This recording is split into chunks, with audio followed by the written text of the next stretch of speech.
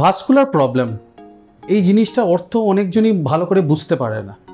যদি কিছু সিমটমস আছে যেটা আমাদের দরকার, যেমন পায়ের রগগুলো ফুলে আছে, পায়ের ব্যথা কমছে না, আপনি যদি অনেক দিন থেকে পায়ে ভোগান্তি যেটাকে আমরা বলি ক্লডিকেশন পেইন, এইসব ভোগান্তি নিয়ে আছেন, পিঠে ব্যথা বা পায়ের ঘা সারছে না অনেক দিন থেকে, এইসব জিনিসের জন্য আপনার হতে পারে আইদার পেরিফেরাল আর্টেরিয়াল ডিজিজ অথবা ভেরিকোজ ভেইন।